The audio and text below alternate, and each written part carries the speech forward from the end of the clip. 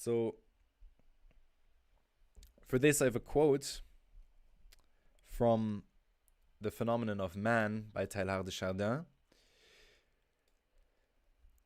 on page 27, in which he says, quote, "That which permits the growth of elementary freedoms is essentially the growing synthesis of the molecules they subtend.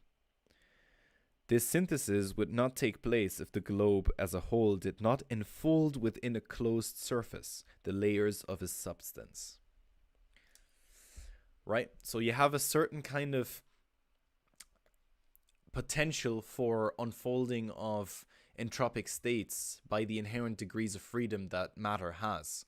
But this matter has clumped together into this spherical body. It has essentially, through its radial forces, engaged into a unity and to no longer being a multitude of particles unfolding in higher entropy, but being a single entity, that, however, needs to maintain this law of thermodynamics, this law of increasing entropy, and compensates that by exhibiting a higher multitude of entropic states on its surface level, on its surface that is basically represented by the biosphere.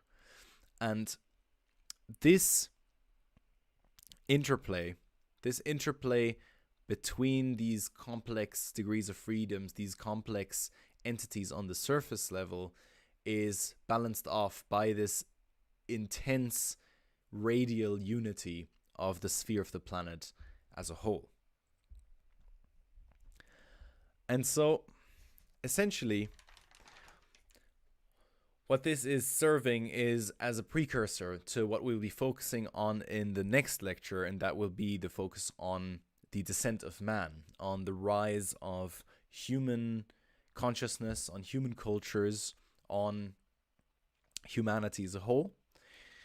And in combination with what we spoke about last time, namely the various methodologies and models for history and models for population expansion and geopolitical models, will be serving as a toolkit to further understand the deep unfoldings of our history.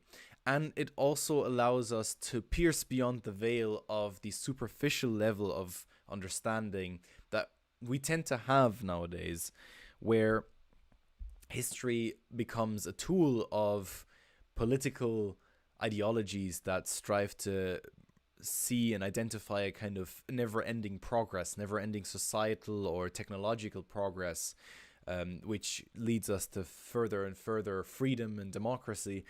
Yet this blinds us from the fundamental realities that determine the development of history and the development of our thought and our techniques, right? So,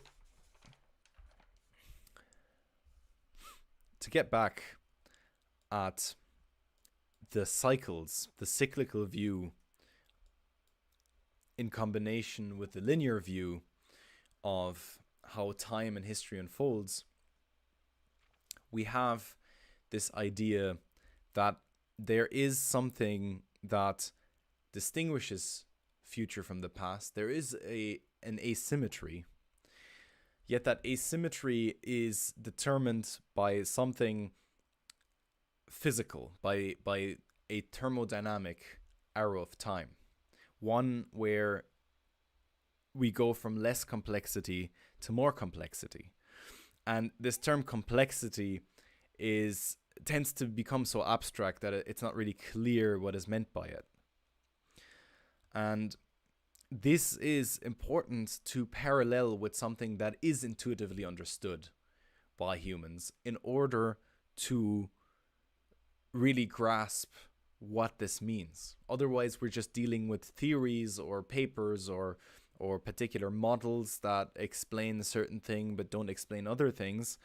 But this whole process needs to be understood in one go and in one holistic process. This process of this initial light, this initial spark that expands, that descends into a multiplicity, that crystallizes into matter, that goes through cycles of generation, through a genealogy of matter, beginning with a kind of pure light, pure luminar form of matter that descends and crystallizes into stellar bodies, and then goes through a second generation where these stellar bodies produce heavier materials and lead to the current stellar bodies surrounded by planets and moons and more heavier materials.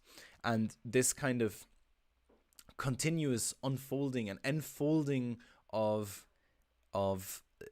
material entities, of various beings converging into unity whilst interacting with other separate unit entities. That is this interplay, this tension that characterizes a kind of continuous unfolding of time and a continuous unfolding of novelty and creation. You could say you could say that the Big Bang, the creation, is always ongoing. That initial point, that initial spark, is basically a kind of a retrospective recreation that you grasp whenever you try and approach that unity. Yet that action, that particular process, is always ongoing, and this ongoing from the first moment, and this is kind of flowing through the ages, flowing through the eons, flowing through the cycles, and repeating these cycles, but yet leading to newer and newer generations with novel forms of expression. One of which being this kind of awakening, this Tellurian revolution, this awakening of the Earth, the body of Earth, to a independent form of energy production through the biosphere and the biospheric emergence of human consciousness in symbiosis with technology, with the use of fossil fuels, for example. And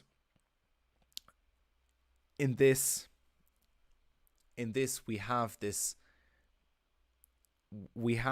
narrow slither in which the complexity is maximized. We have this narrow slither within the solar system that allows for something as planet Earth, and you have this narrow surface on the surface of this globe that has the maximum intensity of this complex unfolding of the planet as a whole. So in a sense, the living world, the living organism, is something the whole planet is engaged in. It is a project by the entire biosphere of the planet. In a similar sense, even our thought, even the development of our ideas and our thoughts, of our technologies, is something that is part and parcel of this cosmic evolution.